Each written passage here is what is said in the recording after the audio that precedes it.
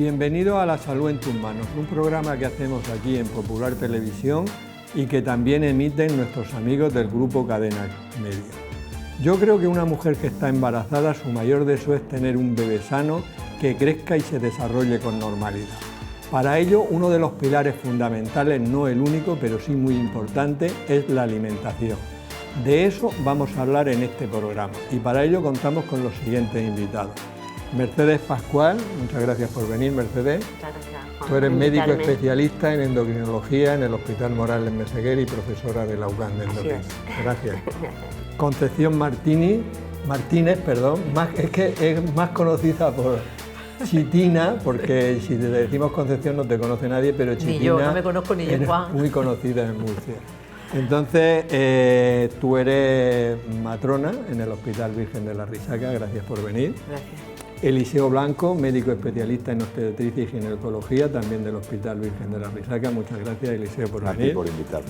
Y José María Sandri, gracias Sandri por venir, enfermero, nutricionista y profesor de la universidad. Muy bien, os recuerdo que este programa lo podéis ver en YouTube y que también podéis ver en nuestro canal La Salud en tus manos, información sobre hábitos de vida saludable y prevención y diagnóstico de muchas enfermedades. Vamos a pasar a preguntar a la gente de la calle qué le gustaría saber sobre la alimentación en el embarazo. ¿Qué alimentos debo evitar durante el embarazo? ¿Qué dieta debo de seguir para llevar un embarazo saludable? ¿Necesito reforzar mi alimentación con algún suplemento vitamínico? Estas preguntas las iremos respondiendo a lo largo del programa.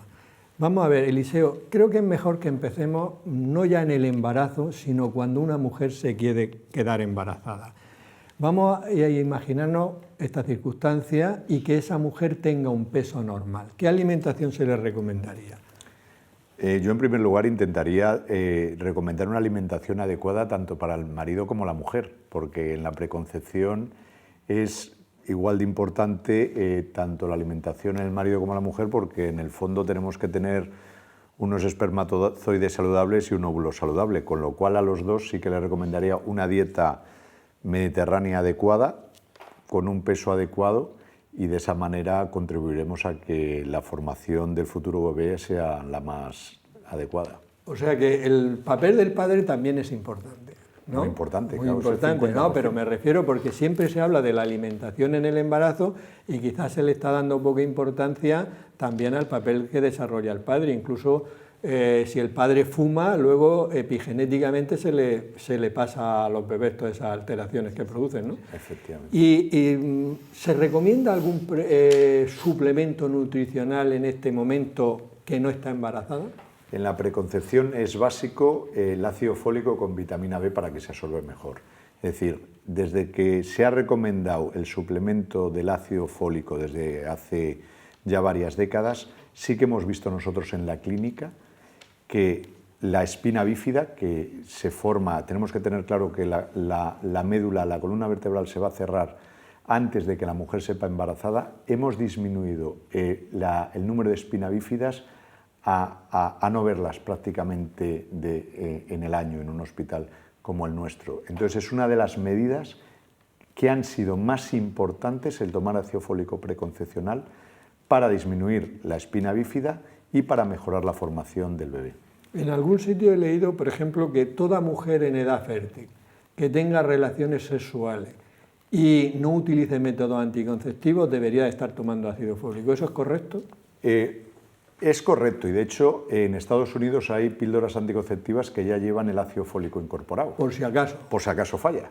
Vale. Yo también me gustaría decir que el suplemento con ácido fólico pues sería recomendable, pero para mí tener una dieta rica en hoja verde, que es donde está el ácido fólico, sería también, digamos, muy importante y no tener que, digamos, ir al suplemento, que sí que cuando hay una idea de concebir, pues la mujer va a estar realmente más motivada para tomarla.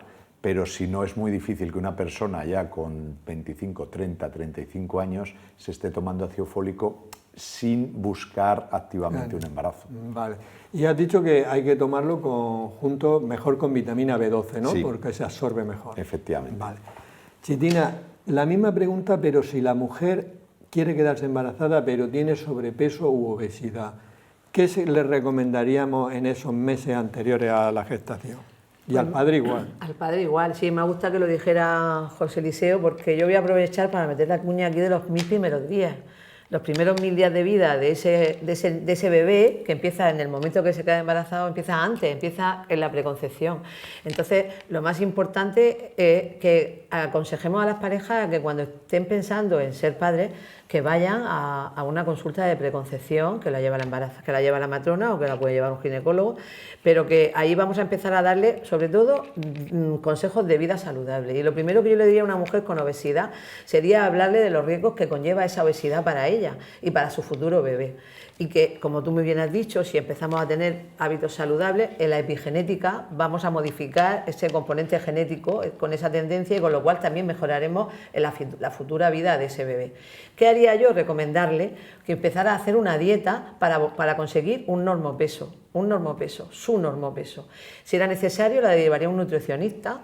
Y sobre todo le aconsejaría que haga también ejercicio, un ejercicio en el que no tiene por qué ser muy fuerte, pero andar de diferentes ritmos para que vaya moviendo el corazón, las piernas, los músculos y vaya quemando, y eso además le va a crear mucha endorfina, le va a crear un estado de ánimo mucho más favorable para que ella quiera llegar a eso. Porque estas mujeres, Juan, cuando están embarazadas, es cuando quieren perder peso y una embarazada no puede hacer dietas estrictas de pérdida de peso. Por eso las matronas aconsejamos siempre hacer esta pérdida de peso antes del embarazo y en el posparto, después de la crianza. Muy bien, has lanzado tú un concepto sobre los 1100 días que marcan una vida que a lo mejor muchas personas que nos estén viendo no saben, y es que la gente debe saber que desde antes de la gestación, toda la gestación y hasta los 2 años de vida, lo que pasa en ese momento va a determinar que luego a los 40 o 50 años esa persona tenga diabetes o no tenga un infarto o no lo tenga. O sea, que esto a la gente le cuesta mucho entender que este periodo de la vida sea tan importante y que condicione las enfermedades del futuro, pero es así, está demostrado. Claro, y la psíquica y la afectiva, es decir, esos primeros días van a marcar la vida de la persona adulta en todos los aspectos. Por eso es tan importante que la cuidemos tanto. Muy bien. Mercedes, sigamos con la mujer que se quiere quedar embarazada.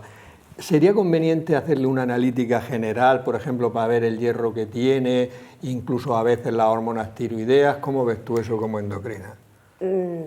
Vamos, a mí me parece totalmente razonable que una persona que planifica su embarazo, aparte de que se cuide, porque bueno, si fuma, deje de fumar, si tiene obesidad, pues la intente corregir y tal, hombre, que se haga una analítica porque si tiene una deficiencia de hierro o de algún tipo de vitamina, bueno, o una enfermedad desconocida, ¿no?, que pueda aparecer por ahí, no sé, un problema renal o lo que sea, pues lo pueda poner en orden antes de buscar ese embarazo y llegar al embarazo de la manera más correcta. O sea, que un control para la analítico salud. está bien. Sí, bueno, las hormonas tiroideas de entrada, pues no sé, está aceptado pedirlas, salvo en casos excepcionales, pero...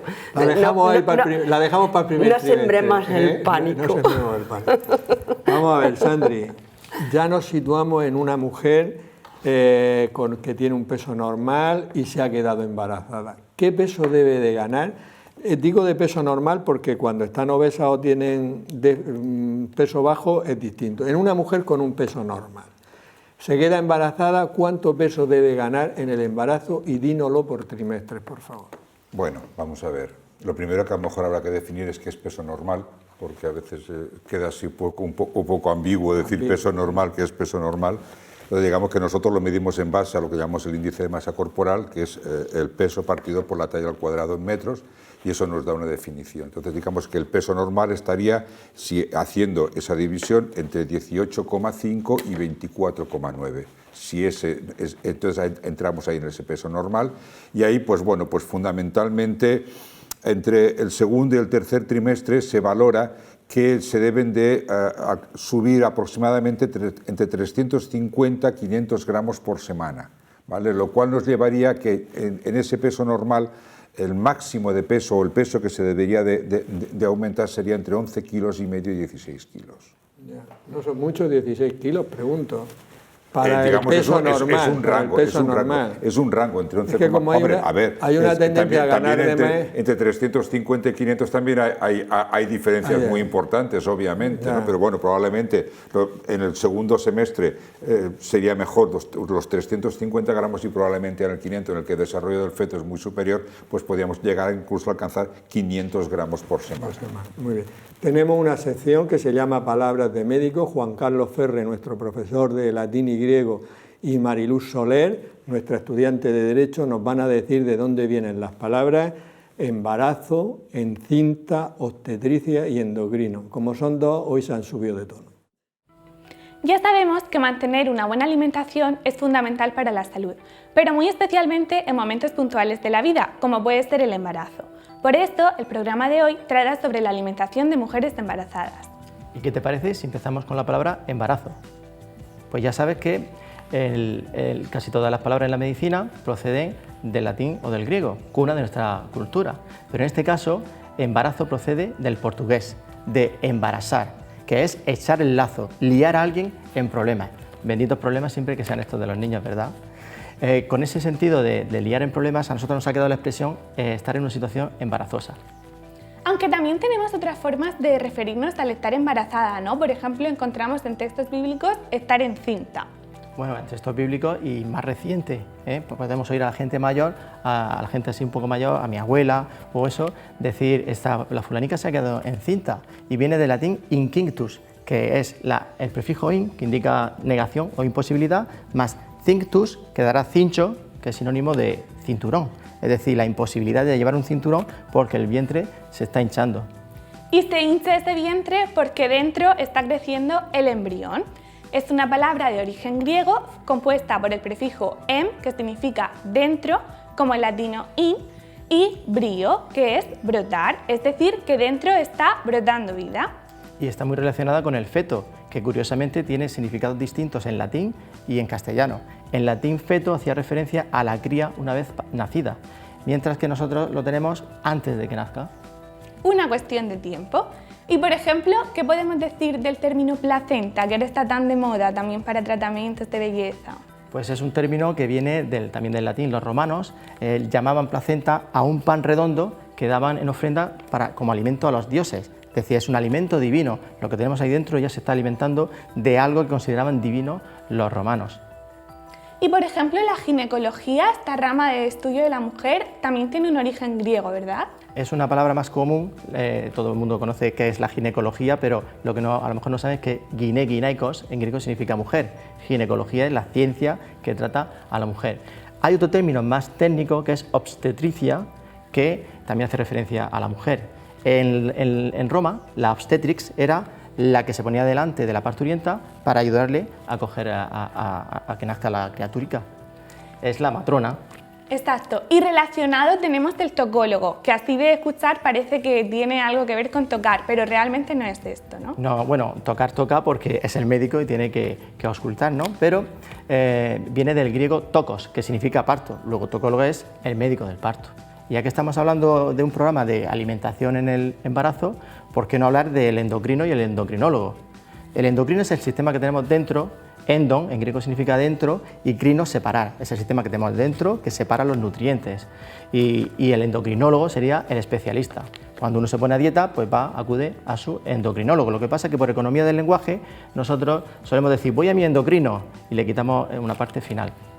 Pues ya saben que si están embarazadas o piensan que pueden estarlo, tienen que acudir a alguno de estos especialistas.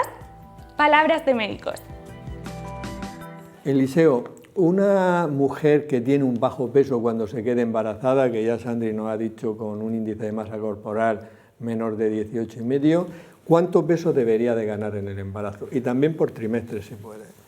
Hombre, normalmente una mujer que tiene bajo peso tenemos que tener claro que necesita mayores reservas de grasa y para poder, digamos, tener un poder energético para ella y suministrarlo al feto, con lo cual realmente nosotros consideramos habitual poder llegar hasta los 18,5-20 kilos.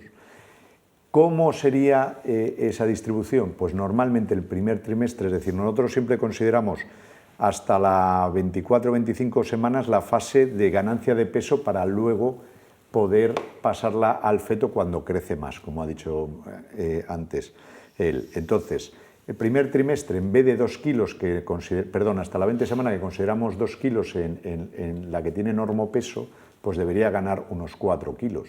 Y a partir de ese tiempo vendría lo demás, porque ahí es cuando más va a necesitar el feto más nutrientes, porque va a crecer más, por lo cual tiene que tener una ganancia mayor, pero sobre todo 4 kilos hasta las 22 semanas y el resto progresivamente hasta el final. O sea que entiendo perfectamente que en las 20 semanas es cuando debe de coger reservas para luego aportarlo cuando el feto se va a desarrollar. Efectivamente. ¿Y si la mujer tuviera un sobrepeso o una obesidad, cuánto peso debería de ganar en el embarazo? Como antes ha dicho Chitina muy bien, es decir, el embarazo no es el mejor momento para perder peso. Entonces tenemos muchas mujeres que vienen, sobre todo con obesidad importante, que les da miedo, porque de repente a lo mejor es el primer contacto y les explicamos los posibles riesgos y entonces ellas quieren pues no coger ese peso. Pero hay que decirles que si no cogen el peso suficiente, es decir, las que tienen obesidad nosotros recomendamos entre 5 y 9 kilos, 7 o 9 kilos, depende en qué guía lo pongas, y los de sobrepeso entre 7 y 11 kilos, si no adquieren ese peso durante el embarazo, se han demostrado en estudios que en vez de tener críos más grandes, con mayor adiposidad, tienen más riesgo de retraso de crecimiento intrauterino, que como sabemos, ya has dicho tú muy bien en la introducción, es uno de los factores de riesgos fundamentales para que la vida adulta tengan una patología cardiovascular mayor. Con lo cual tenemos que dar a ese bebé que está en el vientre materno la cantidad adecuada de nutrientes para que alcance un peso adecuado con una programación metabólica adecuada para darle una mejor salud en el día de mañana, pero nunca restringirla ni por debajo ni por encima. Ya lo decía Aristóteles, en medio está la virtud, ¿no? Pero esto nosotros hemos insistido, fíjate, hemos hablado de la mujer con un peso normal, de la mujer con déficit de peso, incluso con sobrepeso y la obesidad. Pero yo veo muchas mujeres embarazadas o algunas que dicen, vosotros lo decís muy bien, pero en la práctica esto es muy complicado. Tú como ginecólogo que ves muchísimas mujeres, ¿qué les dirías a las que dicen que es muy complicado realmente ganar ese peso estándar, que es variable, como hemos visto, pero ¿qué les dirías? ¿Es tan difícil? Yo creo que es el momento en que la mujer, y las endocrinos que estáis aquí lo habéis visto, viendo a diabéticas en el embarazo, que cuando se le pone encima de la mesa el por qué hay que realizarlo, y no solo tener un niño grande, que es lo que en la calle todo el mundo habla, sino para darle un mayor estado de salud, es cuando se mentalizan de una forma más clara que tienen que hacer todo lo que nosotros les proponemos, porque no les obligamos, y sobre todo en aquellas mujeres que ven que les va a ser tan difícil, aconsejarlas que vayan a un nutricionista, a un endocrino, para que les ayudan. Y los grupos de apoyo en estos casos yo estoy viendo que funcionan muy bien, porque les aportan una ayuda para seguir una dieta y sobre todo para hacer un ejercicio, porque esa dieta, con ese ejercicio van a conseguir sus fines, sobre todo con la finalidad de dar lo mejor para su hijo, porque están empezando a criarles desde ese momento. Entonces, si yo les digo muchas veces en la consulta, tú piensas que estás empezando a criar a tu hijo, y la historia de tu hijo ahora todavía no la puedes leer, pero a lo mejor esta parte de que se está escribiendo durante el vientre materno la vas a leer posteriormente, con lo cual vamos a empezar a escribirla sin ningún renglón torcido, porque luego la novela de su vida será mejor. Me ha gustado mucho tal y como lo has explicado, de verdad. Y bueno, esto nosotros como endocrinos sí que tenemos la experiencia, por ejemplo, de chicas con diabetes tipo 1 que dicen que es imposible controlar la diabetes, que no van bien controladas, se quedan embarazadas y paradójicamente van perfectas. O sea que cuando uno quiere, realmente siempre hay excepciones, pero cuando uno quiere de verdad, y el mensaje que tú has dicho, lo de que se está escribiendo el futuro, creo que es muy importante. Bueno, todos los que estamos aquí en la mesa y muchos espectadores saben que hay 7 grupos de alimentos, ¿no? Entonces yo quiero que este programa sea muy práctico, cortaremos cuando llevemos 1 hora y si hay que hacer una segunda parte la haremos, pero quiero que las ideas queden claras. Entonces, en vez de hablar de cuántas son las necesidades de calcio, de yodo, de tal, que la gente se lía, vamos a ir alimento a alimento. Grupo 1 es leche, yogur y queso, ¿vale? Entonces, Chitina, ¿qué cantidad de leche es aconsejable tomar en cada trimestre al día? ¿Y qué tipo de leche?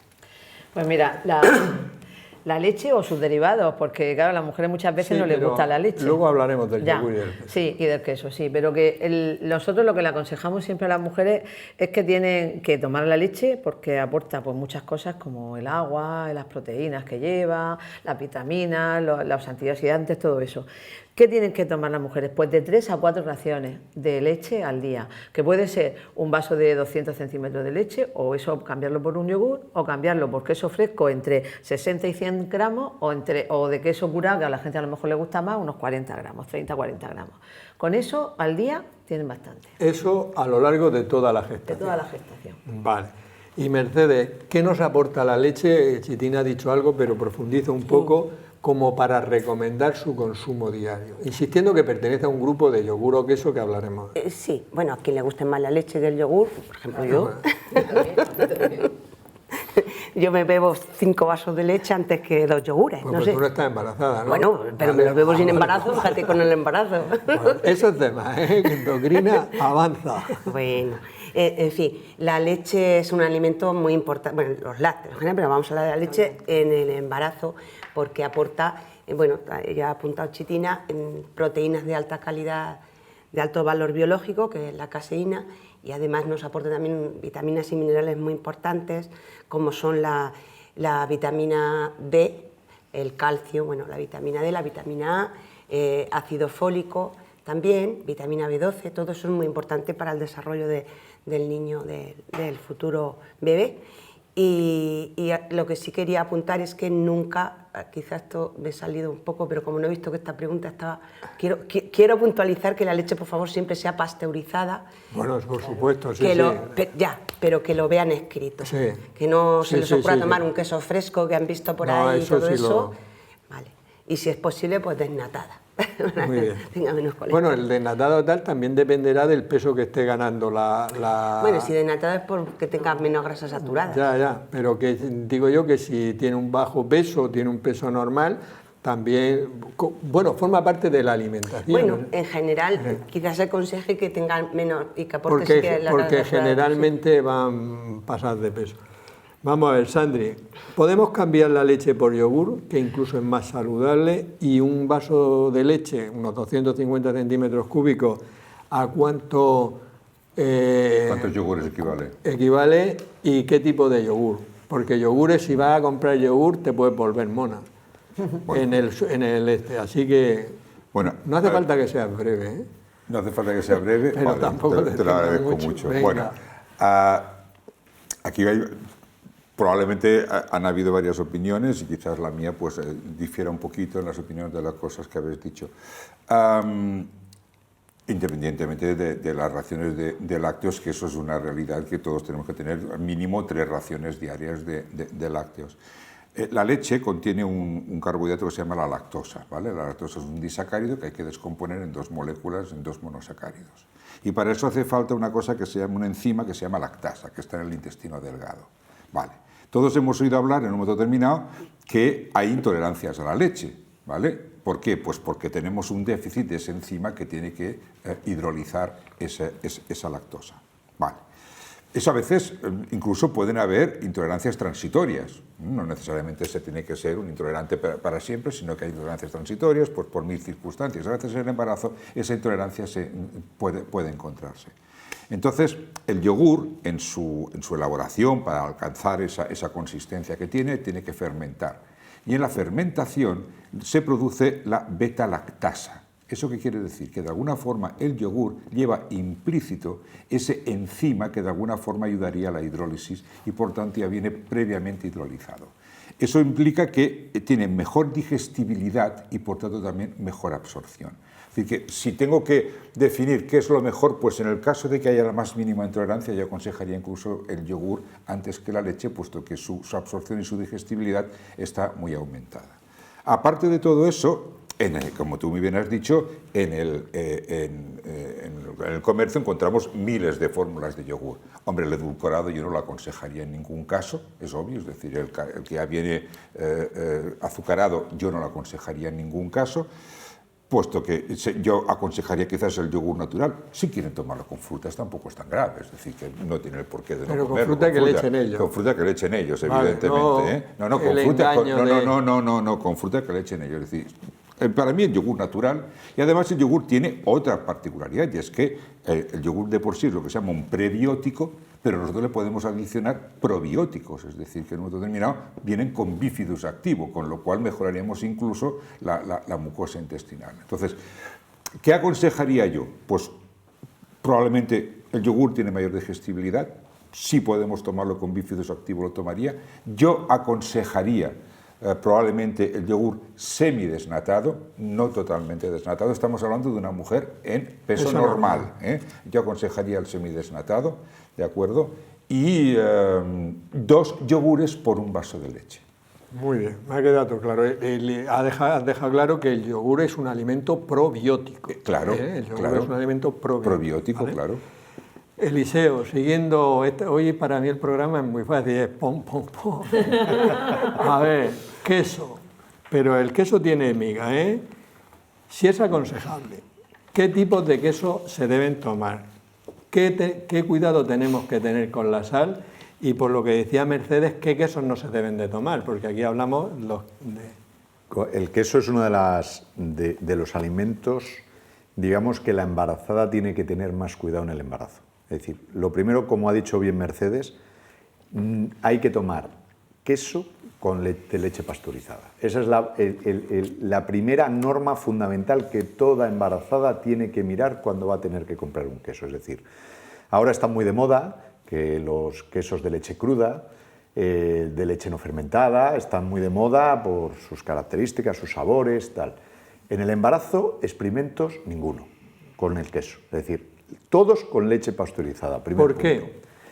Porque una de las enfermedades más peligrosas que se asocian al consumo de lácteos no pasteurizados es la listeria, la listeriosis, que es una bacteria que se transmite plenamente a través de la placenta, causando abortos en el primer trimestre, muertes fetales, pero isofactas, que yo las he vivido, o malformaciones graves a nivel cerebral. Es decir, es una bacteria altamente dañina para un bebé en formación, con lo cual, en este caso, todos debemos ir a leche pasteurizada. Segunda cuestión, ¿qué tipo de quesos debemos de tomar? Hay quesos frescos, semicurados o curados. El queso fresco, si está pasteurizado, y como les digo yo a mis gestantes, si no perdemos la cadena de frío, claro, si vamos al supermercado a las 4 de la tarde, compramos el leche de queso fresco y lo dejamos en el coche y llegamos a casa a las 7 de la tarde, la posibilidad que en ese queso hayan crecido bacterias es alta, con lo cual ya estamos corriendo riesgo de que consumamos quesos frescos de carnicería que no guardan las medidas muchas veces, que están en un recipiente grande y que te cortan. Que lo tomemos en restaurantes, no. O lo tenemos que estar plenamente seguros para los quesos frescos que han guardado todas las medidas. Luego el queso curado o semicurado, quitar la corteza, y si está de leche pasteurizado no hay ningún problema. Contenido de sal, sí que tiene el queso un poco de contenido de sal, pero una mujer sana, ese contenido de sal no hay que abusar, pero realmente no va a ser muy peligroso para ella. Pero el mensaje que les daría a ellas, quesos como el queso pasteurizado y seguro, y ante la más mínima duda, no tomarlo en el embarazo o fuera de casa. Muy bien, perfecto. Chitina, ya hemos hablado del grupo 1 de alimentos, leche, yogur y queso, ¿vale? Vamos a pasar al grupo 2, carne, pescado y huevo. Esto es muy académico, ¿eh? Esto es súper académico, parece que me estás examinando. Sí, pero es que así no se nos olvida ninguno, claro, que si no empezamos a mariposear bien, sí. Y no. Vamos a ver, ¿cuántos días se aconseja tomar carne a la semana y en qué cantidad? Vamos a ver, La carne debe tomarse a la semana, pues igual que el pescado, 2 o 3 veces a la semana hay que tomar carne. Mejor la carne roja se aconseja que se tome menos, ¿vale? 1 vez o 2 veces a la semana, y más otro tipo de carne, como puede ser pues de ave, ¿no? Es aconsejable que se tome y que se tome lo menos. Vamos a ver, la comida debe ser saludable. Nosotros tenemos unos guisos mediterráneos buenísimos. Entonces, pues la carne se puede comer acompañada, por ejemplo, de arroz, de lentejas, de garbanzos. Es decir, esas comidas tan ricas que hacían nuestras abuelas y que en un solo plato llevábamos de todo lo que necesitábamos, ¿no? Sí, los pues típicos esas son, potajes exactamente. Entonces, pues combinarlas con legumbres, combinarlas con arroz, cosas así, y si no, a la plancha o una manera saludable, frita lo menos posible. Aunque yo soy un poco permisiva y digo que a las mujeres embarazadas tampoco las podemos hacer como si estuvieran castigadas, es decir, que también tienen que darse algún placer de vez en cuando. Un arroz y conejo no es ningún castigo. Que no, castigo, claro que no, un arroz y conejo no, pero quiero decir que a lo mejor pues si le apetece un poquito de magra frita con tomate, pues a lo mejor se puede dar ese capricho también, ¿no? Sí, una buena magra. Claro. Quería comentar, porque me he acordado de cuando has hablado de los quesos, que también la relación, por ejemplo, que mucha gente no sabe, que 35 gramos de queso curado, es decir, que un trocico así pequeñito, es el equivalente a un vaso de leche entera. O sea que cuidado. 30-40 equivale a un vaso de leche. Claro, es que la gente empieza con los quesos, sobre todo a las que les gusta el queso, empieza trocico y se come. Y una cosa, Juan, que se me ha olvidado, el queso que no deben de tomar ahora que decías de cortar. Cortar es un poco más complicado, pero untar es más fácil. Entonces los quesos de untar, el brie, el camembert, los quesos azules, el cabrales, no se deben de tomar en el embarazo. Que eso se me ha olvidado decir antes y es importante. Es decir, esos quesos que son más fáciles de tomar, no se deben de tomar en el embarazo porque la posible contaminación es mayor. Vale, pues hemos retomado el tema y hemos puntualizado. Mercedes, aunque Chitina ha dicho algo, pero ¿qué tipo de carne es mejor tomar? Tenemos las de ave, conejo, etcétera. Sí, bueno, pues la carne más, vamos a decir, que tiene buenas proteínas y que tiene poca grasa, por ejemplo, podría ser el pavo. Ese sería un buen alimento, no comer todo el embarazo pavo. Las carnes rojas, o como las de ternera, la parte magra, ¿no? Quitando la grasa, el cerdo, también y el pollo podrían venir bien. Son menos aconsejables las carnes con mucha grasa saturada, como el cordero, el buey, la vaca. Pero también no quiere decir que alguna vez se puede hacer. Lo que también es muy importante, volviendo al mismo tema de la listeriosis y todo eso, es que de vuelta nada, bien hecha. Y nada de carnes crudas. Los embutidos, que son otro tipo de carne que es cruda. De eso hablaremos. Vamos a hablar ahora, pues entonces yo me callo. Sí. Porque si le voy a quitar a otro la respuesta, yo me voy a meter con los embutidos, pero si y yo quiero hacer porque tú lo has dicho muy bien, pero tú has dicho carne de pavo, ¿vale? Correcto. Sí, por ejemplo. Pero lo que no puede, o no es aconsejable desde mi punto de vista, y vosotros sois los especialistas, es los sobrecicos esos que pone pechuga de pavo, que te los venden en unos sobres y luego te pone aquí en pequeñito fiambre de pavo y luego lleva un 66%, un 60% de pechuga de pavo y el resto son otras cosas. Sí, patata y tal. Y sobre todo mucho aditivo, conservante y mucha sal. Creo que estaréis de acuerdo en que... La carne de la carnicería que vas y te la cortas. Vale, perfecto. Esa es la correcta. Además, ya digo que bien cocinada siempre bien hecha, que no quede ninguna parte cruda. Al que le guste la ternera poco hecha, pues no debe de tomarla. Sí. Muy bien. Sandri, ¿y qué nos aporta la carne para que sea un alimento interesante durante el embarazo? Sí, antes de contestarte a esto me gustaría dejar quizás una frase clara, que seguro que estemos todos de acuerdo en eso, y es que a veces se considera que cuando se está embarazada se tiene que comer para dos. No. Eso ya está desechado, Sandri, hace muchos años. Ya. Lo que quiero dejar bien claro es que hay que comer por dos, pero no para dos. No para dos. ¿Vale? Bueno.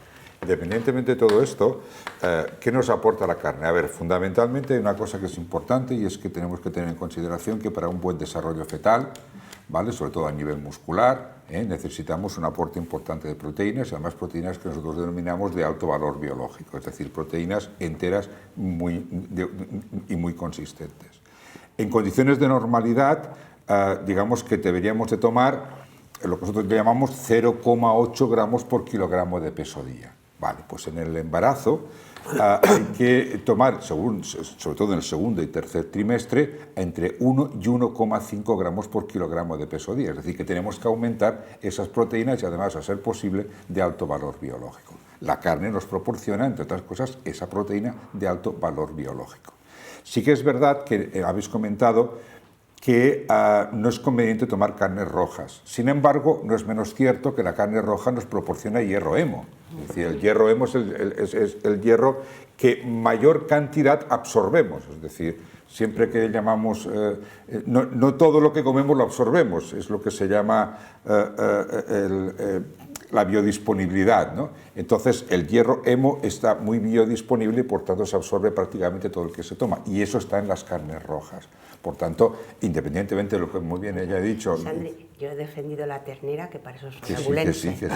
sí. Hombre, por supuesto, no faltaría más. Que iba a decir que, independientemente de eso, tiene que estar bien elaborada en estos casos, no la vuelta y vuelta, porque eso es absolutamente distinto, y evidentemente desechar toda la parte grasa de un momento y también, ¿no? Como habéis dicho los dos muy bien, de vez en cuando, porque las carnes blancas también tienen Sí, claro. Muy bien. Eliseo, fiambre, tema duro. Te voy a decir varias. Se pueden tomar en el embarazo fiambre, se puede tomar jamón, se puede tomar unas lentejas con jamón, se puede congelar el jamón 15 días y luego tomarlo. A ver. Mira, esta pregunta a mí me encantaría que no te lo hubiera hecho. Exactamente, que la respondiera Mercedes, esa de entrada. No, yo iba a hacerlo, pero me han dicho pero que no era ahora la para mí. complementaremos, porque es la gran pregunta de toda mujer embarazada. El primer día que acude a la consulta es la primera pregunta que nos hace. O sea, es la primera pregunta, en alimentación. Sí. En alimentación es la primera pregunta. Porque tenemos claro que históricamente la toxoplasmosis, que es una enfermedad que se transmite sobre todo por esta carne poco hecha, poco curada que crecía, tenía graves secuelas a nivel ocular, a nivel cerebral, y entonces hay un miedo muy importante a esta posible enfermedad que puede ser transmitida por este tipo de carne, digamos, no cocinada, ¿vale? Entonces, históricamente, pues se ha dicho que no se puede tomar fiambre en el embarazo, ni chorizo, ni salchichón, ni jamón serrano en todo el embarazo. Para ello se ha puesto como una medida que sí que parece que puede ser útil la congelación en menos 21 grados, mínimo 2-3 días, para que sea, digamos, que limpio de toxoplasmosis. Son medidas que están bastante aceptadas, pero digamos que están controvertidas en el sentido que actualmente el jamón, nosotros la Sociedad Española de Ginecología y Obstetricia hizo un trabajo con toda la zona de Jabugo para ver que los jamones que tenían una curación de mayor de 20-22 meses, a ver si tenían toxoplasmosis no, y se demostró que no. Con lo cual, el jamón de bodega o ibérico, que tiene una curación superior a 2 años, sí que parece segura, con una alta seguridad, que no tiene toxoplasma. Y el resto de embutidos, en aquellas mujeres que realmente que tengan miedo o estén concienciadas sobre este tema, se puede congelar. Pero si han pasado todas las medidas de seguridad y están bien curadas, la probabilidad que haya un toxoplasma en esos embutidos es bajo. De tal forma y manera que en el protocolo que tenemos en Murcia, en el Plan Integral de Atención a la Mujer, ya no se hace el toxoplasma. ¿Por qué? Porque durante muchos años hemos visto que el número de infecciones que se producían en el embarazo eran muy bajas, con lo cual nosotros lo separamos, pero todavía las sociedades científicas abogan en muchos casos de que se haga la analítica, en Murcia no lo hacemos por esa razón, o bien que se congele, y esa es la respuesta, digamos, más oficial Vale. ¿Y las lentejas con jamón? toda esa fiambre que se ha cocinado no tiene ningún problema. Vale. Es decir, con jamón. De todas maneras, creo que estaremos todos de acuerdo en que en principio tampoco los fiambres es un alimento al cual... No se tiene que... que ocasional, porque no es muy saludable. Muy ocasionalmente en cualquier persona. En cualquier persona. Pero estamos en Murcia. Entonces, ocasionalmente puede ser una vez a la semana. Vamos a ver. El fiambre que está cocido. No, pero vamos a ver. Es por lo que pero ¿no? el salchichón, el chorizo. Eso son embutidos. Esos son bueno, ya vosotros. Embutido una cosa y fiambre otra. El fiambre está cocinado. Sí. Bueno, vale. Pero yo no hablaba, me refería en cuanto a la composición de. Eso sí, la grasa y todo eso. Bueno, es que yo me refiero en cuanto a la composición nutricional, o sea que los fiambres. Oye, y yo quiero decir, los defiendo, pero hay que tener en cuenta que son alimentos que no deben ser de consumo diario ni frecuente. Esto, y en una embarazada, por supuesto, muchísimo. Estamos todos de acuerdo. ¿Vale? Pero mi pregunta, me gustaría preguntar yo es... A ver, pregunta. Por ejemplo, un jamón cocido, jamón york. Jamón york cocido. Fijaos lo que te digo. A mí el jamón york cocido, nutricionalmente... Independientemente, si te quieres poner un sándwich de jamón york... Me da más miedo que venga envasado con todos los conservantes que lleve, que sea de corte, porque la posibilidad de infecciones, la listeria en esos casos es más alta. Es decir, eliminamos a lo mejor el toxoplasma del embutido y tenemos la listeria en el envasado. Con lo cual a mí actualmente me da más miedo la listeria que el toxoplasma por la prevalencia. Pero yo, a ver si estamos de acuerdo. Yo creo que el debate es muy interesante y además esto es para que vean los telespectadores que incluso especialistas que hay aquí de mucho nivel, que sois vosotros, y hay temas donde hay que puntualizar. Claro, es que yo había leído eso, que los fiambres como estaban cocidos ya no había problema de toxoplasma, pero a lo mejor hay problema de listeria. Claro, y luego que nutricionalmente tienen una alta composición de grasa y todo eso. Yo es que esto es una anécdota que me pasó a mí, la voy a contar. Cuando yo era residente en la Risaca hace 40 años, una vez un paciente diabético me dice, doctor Madrid, ¿yo puedo comer tomates? Y yo, en mi inocencia de residente, le dije, Pepe, tú tomates come los que quieras. Y su mujer me dijo, no le diga a usted eso, que se come 3 kilos al día. Y entonces yo le dije, no, 3 kilos al día no. Pero aprendí una cosa muy importante, que cuando hablamos en nutrición debemos de puntualizar mucho y tenemos que decir qué cantidad y cuántas veces al día o a la semana o al mes. Entonces, no sé si estaréis de acuerdo, pero en el tema de los fiambres y de los embutidos, yo creo que desde mi punto de vista en la embarazada debe ser como excepcional. Cuando tenga un capricho. Un caprichito. Vale. Cuando tenga un capricho. Hemos llegado al consenso. Sí, es lo que yo he dicho antes, que de vez en cuando hay que darle algún gustico a la pobre, que parece que la estamos castigando. Un capricho. Un capricho, no, claro. Pero más vale que se tome una rodajica de jamón, de salchichón por embarazo. Por trimestre. Y ya está. Le toca a uno el trimestre.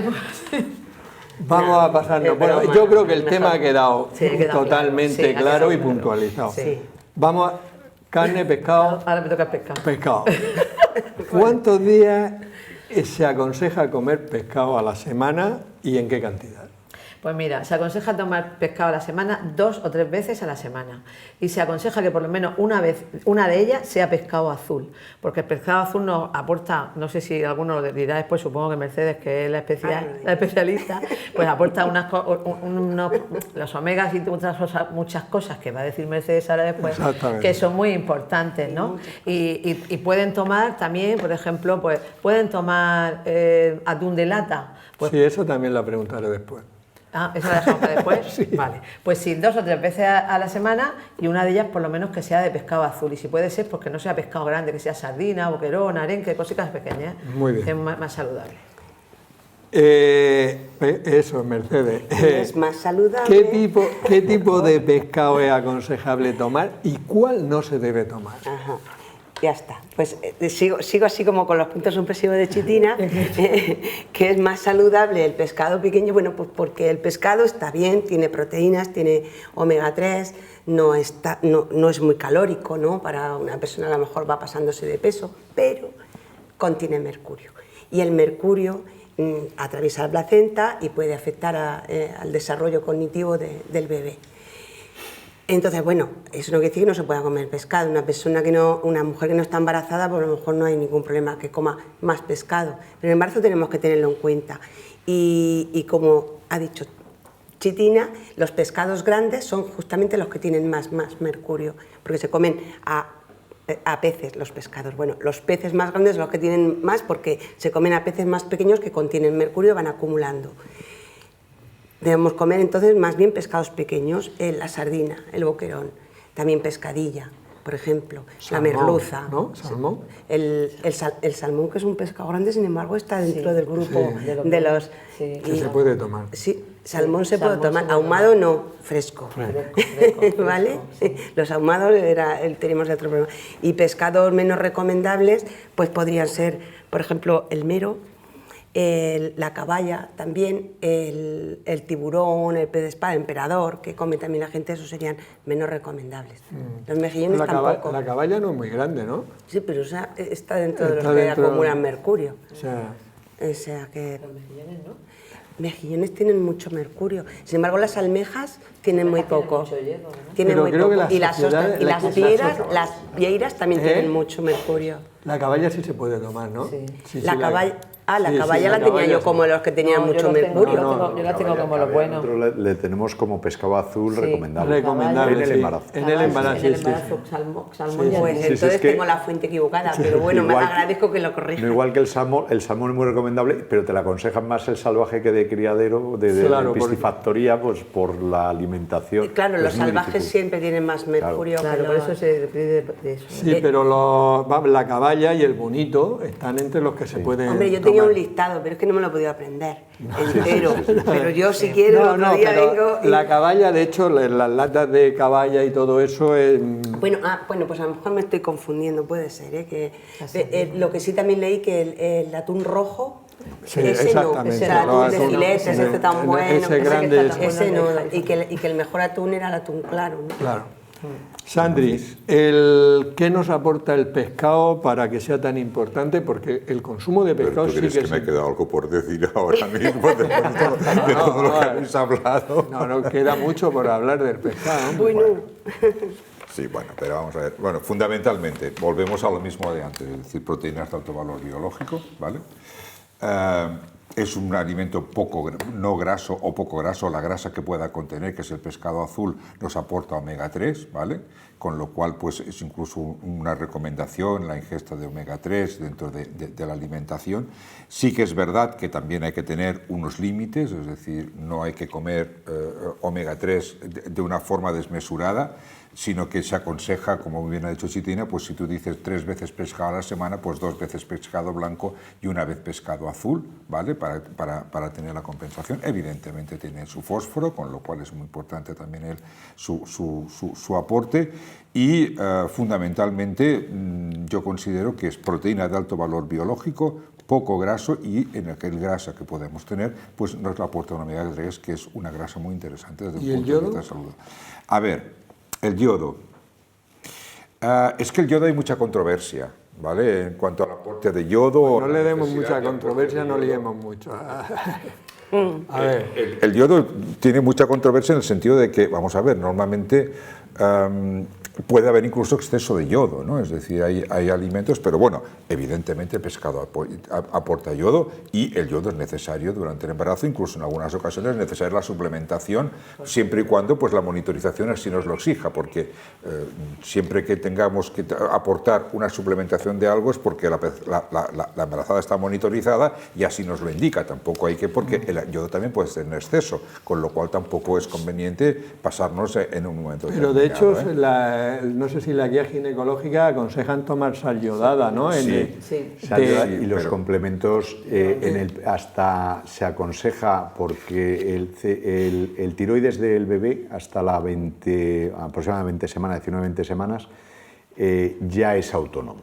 Entonces va a depender hasta esas semanas del aporte de las hormonas tiroideas de la madre, con lo cual en estudios grandes poblacionales que se hicieron, un déficit de yodo se asociaba a una disminución del coeficiente intelectual poblacional. Entonces se aconseja en el embarazo, cuando se queda embarazada, darles aporte de yodo para que el tiroides de la madre, digamos, tenga un buen sustrato donde poder producir las hormonas tiroideas y así favorecer el desarrollo neurológico en las primeras fases del embarazo y así prevenir la disminución digamos, del nivel intelectual que toda persona puede alcanzar, digamos, por su cuestión genética. O sea que es muy interesante. El yodo, además, en los embarazos se necesita más cantidad y de hecho antes se suplementaba casi a todas las... Sí, sí, ahora todas. Y ahora todas las embarazadas, o sea, todas los... El embarazo y lactancia. El embarazo. Sí, en la lactancia también. ¿Siguen Sí, tomando? Muchas veces me preguntan. Sí, En la lactancia siguen tomando lo mismo. Sí, siguen tomando. Muy bien. Tenemos una sección nueva cuyo título es Me lo compro, me lo como, no me lo compro, no me lo como. Parece obvio, pero es una realidad. Vamos a analizar las patatas Light Gourmet.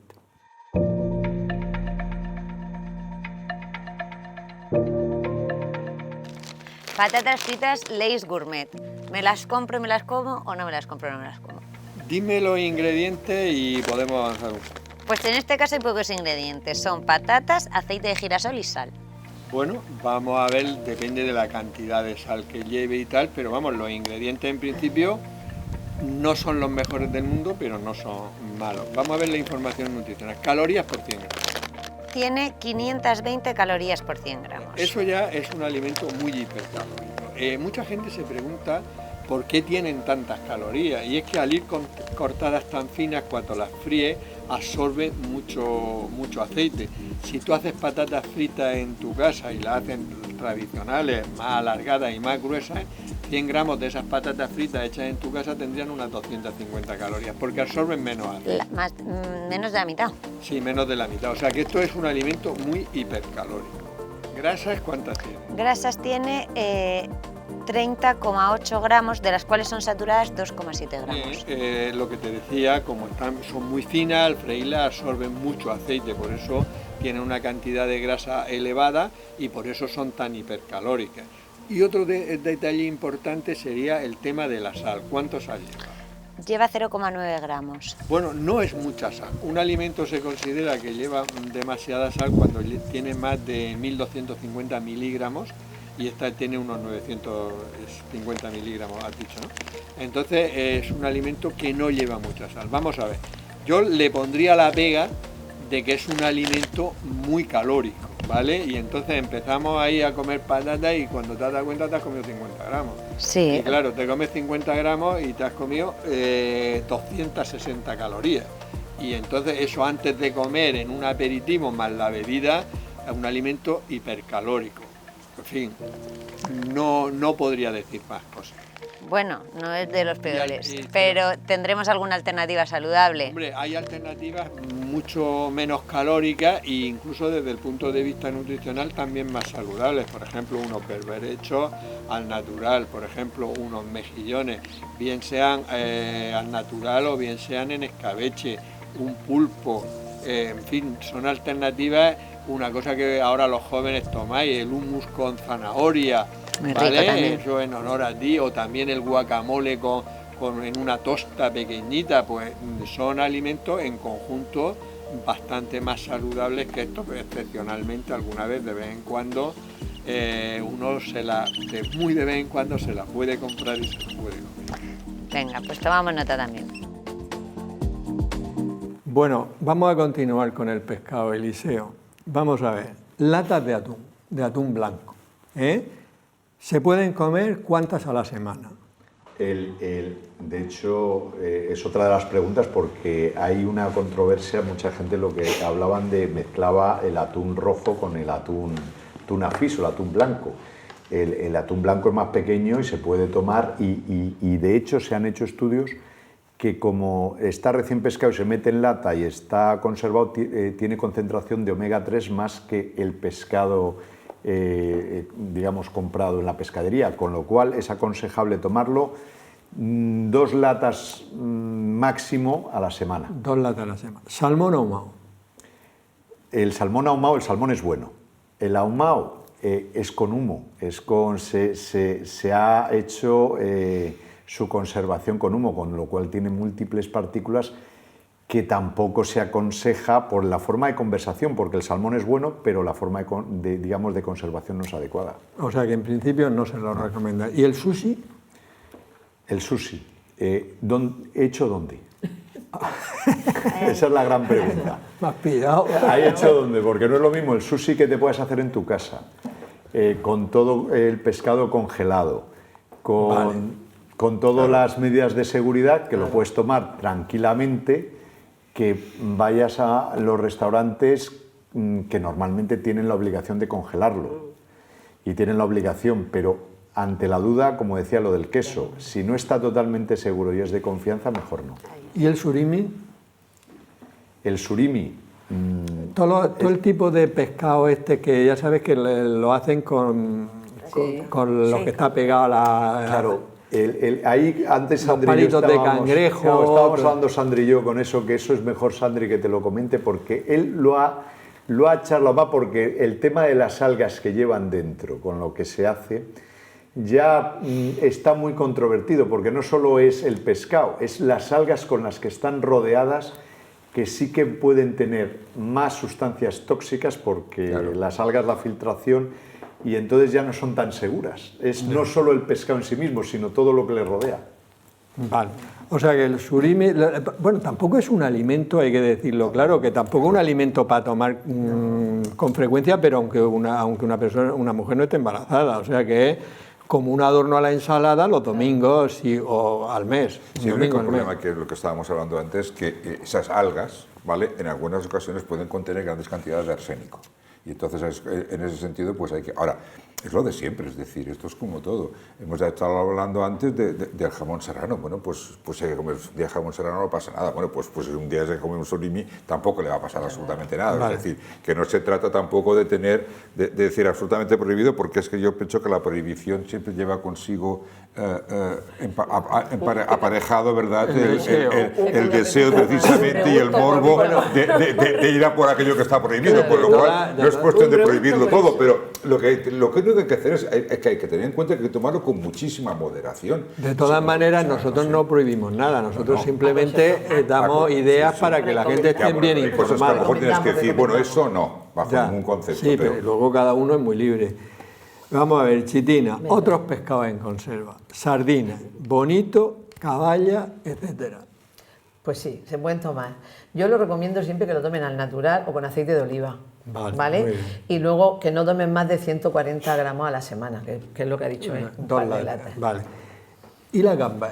Que hay gente que le gusta. Sí, pues los mariscos tienen muchas proteínas y luego, pues con lo que hemos dicho antes, también tienen hierro y esas cosas, ¿no? ¿Se pueden chupar las cabezas? Están muy ricas, pero no. Que nadie. No debemos. A mí me encantan, pero embarazada, desde luego, yo las chupo, pero no estoy embarazada ni voy a estarlo seguro ya. Pero a las embarazadas les recomiendo que no, porque es un sitio donde se acumula pues todo lo que hemos dicho que... Claro, entonces no. Pero los mariscos sí, los mariscos pueden comer mucho marisco, que tienen muchas proteínas. Bueno, mucho. No, es que como... Sí, es verdad, mi paciente me enseñó aquello... Como lo de tu tomate, es verdad. No, pero que se puede tomar con moderación. Todo hay que tomarlo con sentido común. Es decir, si tenemos sentido común... Pero ya sabes que el sentido común es el menos común de los sentidos, por tanto hay que dar unas normas. De todas maneras, marisco no creo que nos dé para comer muchas veces a la semana. A mí no, pero bueno. Vamos a ver, Mercedes, pasemos a los huevos. Capítulo importantísimo. ¿Cuántos días aconsejaría a una embarazada que tomara huevo a la semana? Vale. O sea, te digo la cantidad de huevos que debería de tomar. Sí, a la semana. Pues como los huevos, digo, que luego lo van a decir seguramente lo que aportan, eso no lo digo, ¿no?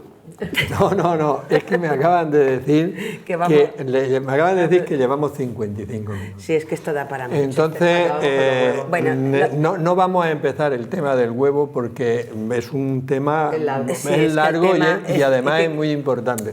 Por si alguna persona se queda aquí, pues que los huevos son muy buenos. Los huevos son buenísimos, ¿vale? Y se pueden tomar incluso 1 por día, y yo he leído que 2 huevos al día se pueden tomar, eso sí, siempre bien hechos. Vale. 2 huevos duros. O sea, ¿pasado por agua? Que moja así esa... Yo no lo recomendaría. No se aconseja. Yo no lo recomendaría. No. La yema bien hecha, todo bien hecho. Pero habría que explicar por qué no lo recomendaríamos. A ver, ¿por qué no lo recomendaría? A ver, vamos a ver, el tema está en la posibilidad de la salmonela, ¿vale? De la salmonelosis, ¿no? Entonces el problema está, que esto sí que me gustaría dejarlo bien claro en un momentico nada más, que el hecho de coger los huevos y limpiarlos con agua, con lejía previamente, todas esas cosas no sirve absolutamente para nada. No se debe hacer. Y además no se debe hacer, porque la contaminación con salmonela de la yema se puede producir de 3 formas, lo que se llama vertical, horizontal y por transmisión. La vertical no es ni más ni menos que cuando la gallina está elaborando el huevo y la gallina puede estar contaminada por salmonela y en ese momento contamina la yema. Eso sería una forma de contaminar. Otra, que en condiciones de temperatura normal, la salmonela que pueda estar fuera de la cáscara puede perfectamente atravesar la cáscara y contaminar también la yema, ¿vale? Y luego está la contaminación cruzada, que es el portador sano, ¿vale?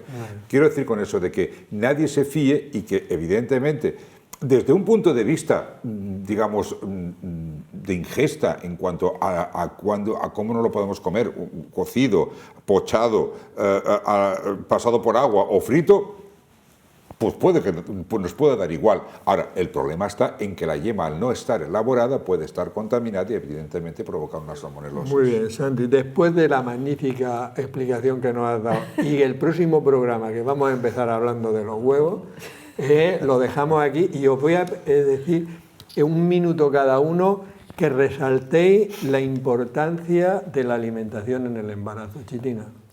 Pues yo creo que lo más importante es que esa alimentación que la madre haga va a ser lo que su hijo luego va a aprender y lo que va a ser su hijo en el futuro. Si esa mujer come sano, su hijo comerá sano. Y si está comiendo sano, va a hacer ya dentro de su útero un niño sano y lo que hemos dicho, un hombre adulto con una vida sana. Mercedes.